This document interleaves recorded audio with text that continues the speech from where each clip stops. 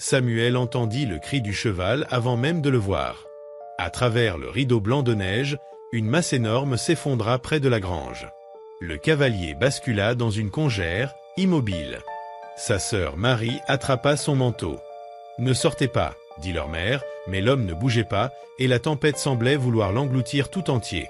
Ils coururent, le vent leur lacérant le visage, la neige recouvrant déjà les jambes des enfants. Samuel tira sur un bras tandis que Marie poussait derrière, leurs petites mains brûlant sous le froid et l'effort. L'homme était lourd comme une pierre, et il peinait à le traîner vers la grange. « On ne pourra pas le porter à l'intérieur », haleta Samuel. Marie pleurait maintenant, la glace se formant sur ses cils. « Maman saura quoi faire. » Ils franchirent en trombe la porte de la cabane, essoufflés. Emma Thompson leva les yeux depuis le poêle, pâlissant en les voyant couverts de neige. « Il y a un homme, » dit Samuel. « Il est en train de mourir. » La main d'Emma se porta à sa gorge. Un inconnu dans cette tempête. Chaque instinct lui criait le danger, mais quand elle suivit les enfants jusqu'à la grange et le villa, lèvres bleues et immobile, elle n'eut pas le choix. « Que Dieu me pardonne si je me trompe », murmura-t-elle. Ensemble, ils le hissèrent à l'intérieur, dans la petite arrière-salle où les affaires de son mari Thomas étaient encore accrochées. La main de l'inconnu serrait quelque chose, une photographie gelée dans sa paume. Emma la détacha avec précaution. Une femme et un bébé, visage creusé et terni par le temps. « Faites chauffer de l'eau », ordonna-t-elle aux enfants. « Amenez des couvertures. » Elle travailla toute la nuit, luttant contre la fièvre qui montait en lui comme un incendie. Dehors, la tempête hurlait. À l'intérieur, elle veillait sur cet homme dont elle ignorait tout, son nom, son passé, et dont la présence pouvait bouleverser sa vie. Mais elle avait déjà affronté la mort. Ce soir, elle ne la laisserait pas gagner. À l'aube, sa respiration s'était stabilisée. Emma verrouilla la porte de la chambre de l'extérieur, juste au cas où, et s'effondra dans une chaise. Les enfants pressèrent leurs oreilles contre le bois, écoutant. 3 jours passèrent avant que l'inconnu n'ouvre les yeux. Jacob se réveilla sous des poutres inconnues, les visages de 2 enfants apparaissant autour de l'encadrement d'une porte. Sa main chercha instinctivement un revolver qui n'était pas là. « Tu es réveillé », dit le garçon. Une femme entra, portant un bol de bouillon, le visage marqué mais doux. « Doucement. Tu as été inconscient 3 jours. » Jacob tenta de se redresser, mais son corps refusa. « Où suis-je ?»« Chez toi, en quelque sorte. Mes enfants t'ont trouvé dans la tempête, presque mort. » Il regarda les enfants, le garçon avait peut-être 8 ans, la fille encore plus jeune. Il l'avait sauvé. Sa poitrine se serra. « Je dois partir. »« Pas encore, » répondit Emma, ouvrant la porte sur un mur de neige jusqu'à la poitrine. « La tempête nous bloque tous. La route ne sera praticable que dans 2 semaines, peut-être plus. » Jacob serra les mâchoires, prisonnier d'une veuve et de ses enfants. « Ton cheval n'a pas survécu, » murmura le garçon. « Je suis désolé. » Son visage se crispa. Cet animal l'avait porté à travers l'enfer, sauvant sa vie plus d'une fois.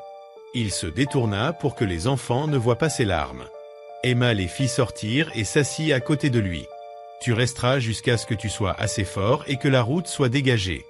Ensuite, tu pourras aller où tu voulais. Je ne devrais pas être ici. J'apporte des ennuis.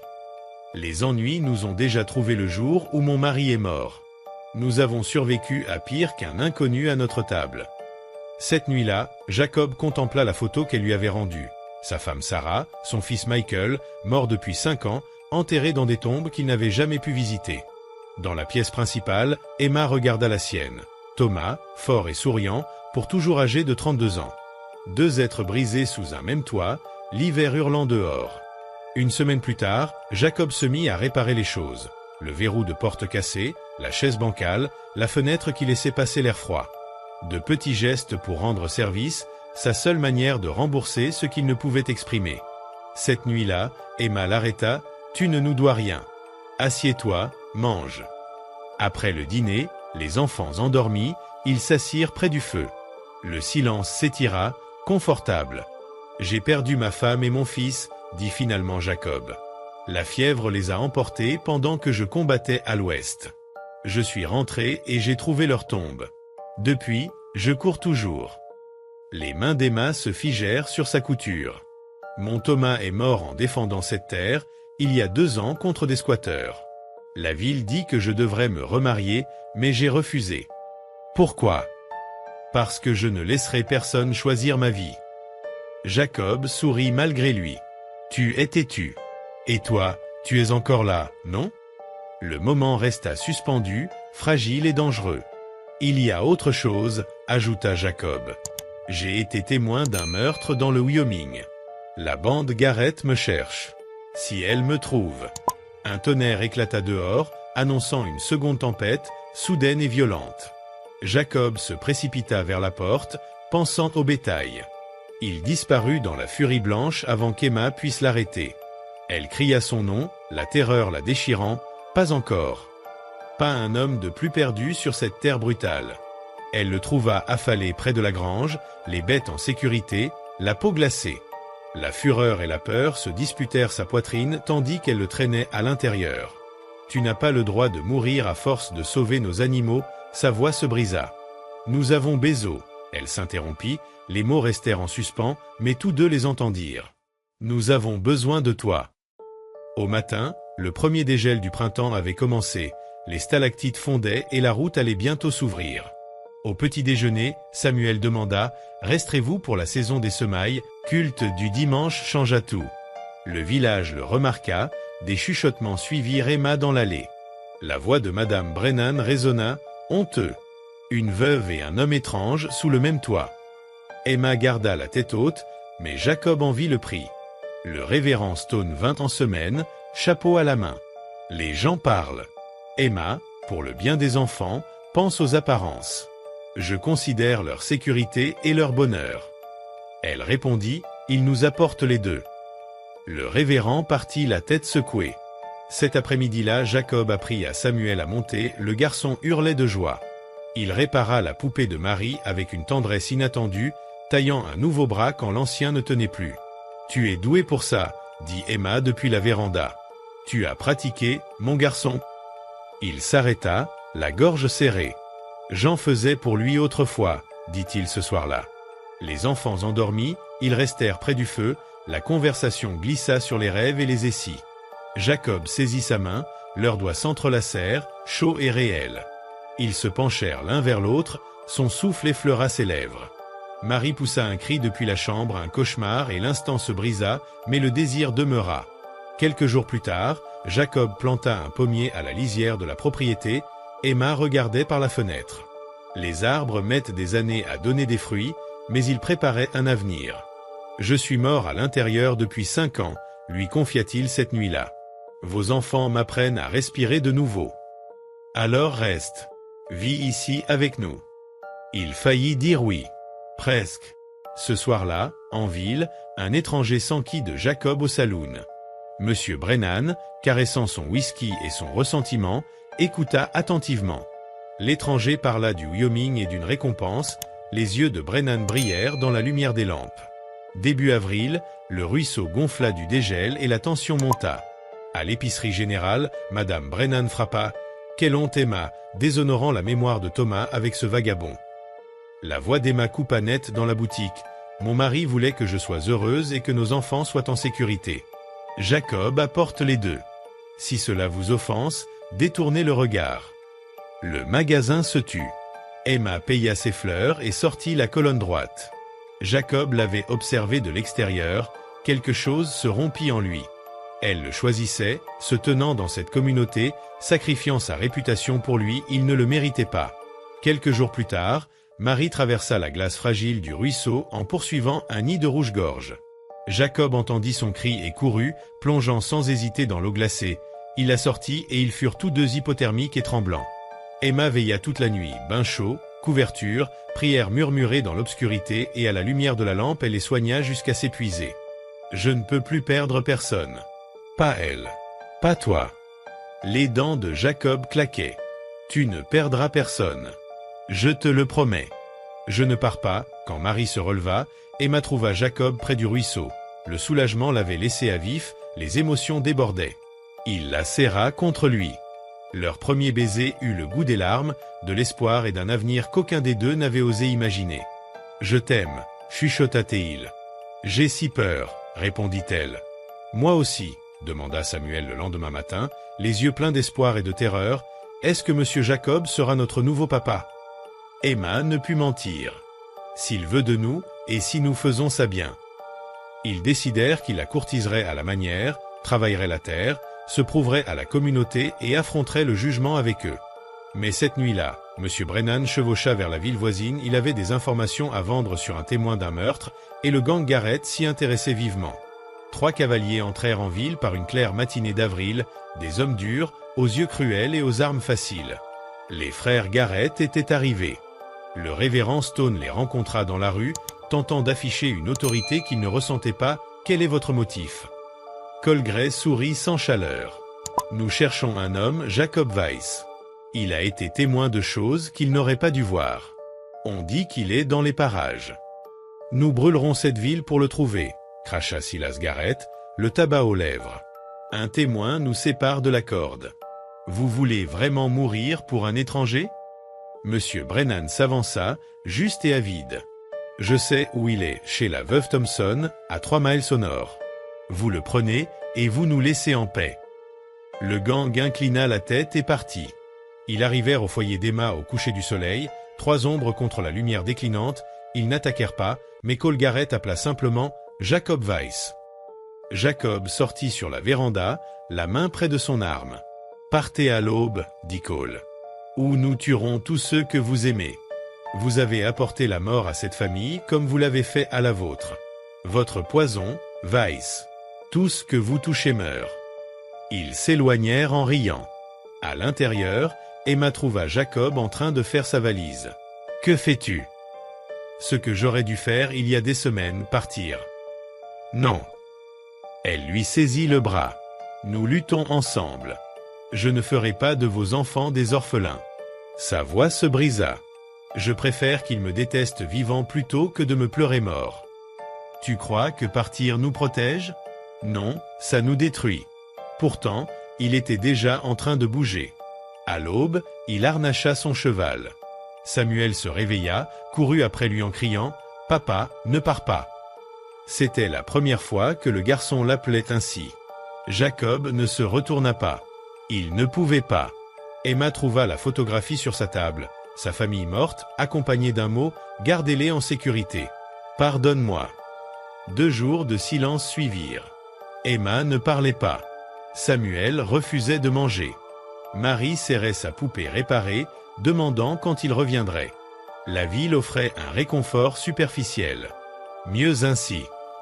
Samuel découvrit le pommier sous la... Emma alla voir le révérend Stone. Vous prêchez que le courage est la foi en action. Je vous demande d'avoir foi en nous. Elle mobilisa les familles que Jacob avait aidées lors des semailles, leur rappelant sa bonté, son travail, sa valeur. Certains se joignirent à elle. Pas tous, la faction de Brennan resta hostile. Mais assez de monde se rassembla. Nous le ramenons à la maison, dit Emma. Ensuite, nous affrontons les Garrett ensemble. Vous demandez aux gens de risquer leur vie, dit le révérend. Je leur demande de se souvenir de ce qui rend la vie digne d'être vécue. Emma chargea le fusil de Thomas, non pour le remplacer, mais pour honorer ce qu'il lui avait appris sur la défense du foyer. Un groupe se forma. Emma, le révérend, 3 familles voisines. Ils partirent à cheval. Les enfants attendirent à la cabane. Samuel tenait Marie dans ses bras, tous deux scrutant la route. Il reviendra, murmura Samuel. Il doit revenir. Jacob campa seul, fixant son feu. Faire ce qui était juste lui donnait l'impression de mourir. Le bruit des sabots. Sa main trouva son arme. Puis la voix d'Emma, « Tu n'as pas le droit de choisir la solitude pour nous. » Elle arriva à cheval avec les autres. Jacob resta figé, stupéfait. « Je suis parti pour te sauver. » « Tu es parti parce que tu avais peur. Peur de mériter ça. Peur que nous mourions comme eux. » Emma descendit de cheval et se planta devant lui. Mais se cacher de l'amour n'est pas de l'honneur. C'est de la lâcheté. Nous te choisissons, tous. Maintenant, choisis-nous en retour. Des années de chagrin éclatèrent. Je ne sais pas comment être ce dont tu as besoin. Tu le es déjà. Tu dois juste rester. Jacob regarda les visages autour de lui, les voisins venus, le révérend qui croyait, Emma qui se battait. Alors je reste, et nous combattons. Ils rentrèrent ensemble. Le bruit se répandit, la bande arrivait au coucher du soleil. La ville se divisa. Certains verrouillèrent leurs portes, d'autres se rassemblèrent sur les terres d'Emma. Le révérend Stone sonna la cloche de l'église, un appel au courage. Le soleil couchant arriva rouge et furieux. La bande Garrett s'attendait à un seul homme. Elle trouva une communauté. Les coups de feu éclatèrent. La formation militaire de Jacob se montra, précise, efficace. Emma fit tomber le chapeau de Silas, gagnant de précieuses secondes. Le révérend reçut une balle à l'épaule mais continua de tirer. Jacob coinça Cole Garrett. Un tir clair, l'homme qui avait menacé sa famille. L'ancien Jacob l'aurait exécuté. Le nouveau Jacob, l'homme qu'Emma et les enfants avaient façonné, choisit autrement, il tira l'arme des mains de Cole. « Tu iras en justice. J'en ai fini avec la mort. » La bande s'effondra. La trahison de Brennan fut révélée lorsque Ray Garrett la dénonça en cherchant à négocier. Le jugement de la communauté fut froid. Pas de violence, seulement l'exil de leur confiance. Alors que le soleil disparaissait, Emma prit la main de Jacob. Samuel courut vers lui. Papa Jacob le souleva, un bras armé, l'autre blessé mais pas sérieusement. Marie le rejoignit. Ils restèrent ensemble devant leur maison défendue. 3 mois plus tard, fin juillet, leur fils bénit la cérémonie. Ils se marièrent sous le pommier planté par Jacob, déjà couvert de petits fruits. Pas à l'église, Emma avait dépassé cette contrainte. Dans leur propre jardin, entouré de ceux qui comptaient, le révérend Stone officia avec chaleur sincère. « Acceptes-tu cette femme ?» Jacob regarda Emma, Samuel et Marie, vêtus de leurs habits du dimanche. « J'accepte cette famille, tous, pour toujours. » Les vœux incluaient les enfants, et les papiers d'adoption légaux furent signés ce matin-là. Quand Samuel l'appela papa devant tous, les yeux de Jacob brillèrent de larmes. La ville, qui autrefois jugeait, célébra maintenant. Pas tous, certains murmuraient encore, mais suffisamment avaient appris. Les familles qui avaient combattu étaient fières. Un voisin leur offrit un berceau sculpté à la main, les yeux pétillants d'espoir. Après la cérémonie, Jacob ajouta une nouvelle photographie sur la cheminée. Emma, lui-même, Samuel et Marie. Elle côtoyait l'ancienne de Sarah et Michael. Emma le vit les contempler. « Tu n'as pas à choisir. Ils t'ont fait qui tu es. Nous, ce que tu deviens. Les deux peuvent être vrais. » Samuel tira sur sa manche. « Papa, puis-je planter mon propre arbre au printemps ?» Marie intervint. « Aurons-nous un petit frère ou une petite sœur ?» Emma et Jacob échangèrent un regard. Possibilité, espoir. « Peut-être, dit Jacob. Cela te plairait. » « Oui. » Ils restèrent ensemble sous les branches fleuries. La tête d'Emma sur l'épaule de Jacob, les enfants jouant à leurs pieds, la cabane derrière, la fumée montant, porte ouverte et accueillante. La terre s'étendait dorée et paisible. Certaines familles naissent, d'autres se choisissent. Les plus fortes se forgent dans l'amour et le feu, et elles perdurent. Les jours suivants, la vie reprit son rythme. Jacob et Emma travaillaient côte à côte, surveillant les enfants jouer sous le pommier. Samuel arrosait les jeunes pousses, convaincu que chaque arbre qu'il plantait était un symbole de protection et de courage. Marie, elle, inventait des histoires de héros pour accompagner leur jeu, comme si chaque rire effaçait les souvenirs douloureux. La communauté, autrefois divisée, avait trouvé une force nouvelle dans l'unité. Les familles qui avaient risqué leur vie pour protéger celle de Jacob et de ses enfants se rapprochaient les unes des autres. Ils partageaient le travail des champs, les repas et les veillées autour du feu. Le révérend Stone était devenu un guide non seulement spirituel, mais aussi un pilier pour tous ceux qui cherchaient à bâtir un avenir plus sûr. Chaque soir, Jacob regardait le coucher du soleil depuis le porche, la main dans celle d'Emma, entouré de Samuel et Marie. Les cicatrices de son passé étaient toujours là, mais il avait appris que l'amour et le soutien pouvaient transformer la peur en force. Il savait désormais que protéger sa famille ne signifiait pas s'isoler, mais créer des liens indestructibles avec ceux qui comptaient vraiment. Un matin de printemps, alors que les bourgeons du pommier s'ouvraient en fleurs, Samuel et Marie coururent vers lui, un petit panier de graines à la main. « Papa, on va planter un nouvel arbre, » dit Samuel. Jacob sourit et prit part à l'élan de vie. Ensemble, ils creusèrent la terre, semèrent les graines et arrosèrent le sol. Chaque geste était une promesse, celle de grandir, d'aimer et de protéger, malgré les tempêtes passées. Et dans cette petite vallée, là où les rires des enfants se mêlaient au vent, la famille choisie et les voisins fidèles apprirent ce que beaucoup avaient oublié. La véritable force n'est pas seulement dans le courage d'un seul homme, mais dans la loyauté, l'amour partagé et la capacité de se relever, encore et encore. Le pommier, les saisons passèrent, et chaque jour apportait son lot de petites victoires et de souvenirs partagés. Samuel devint un jeune garçon courageux, toujours prêt à aider sa mère et son père dans les champs, ou à apprendre à manier l'arc et le fusil, sous le regard bienveillant de Jacob.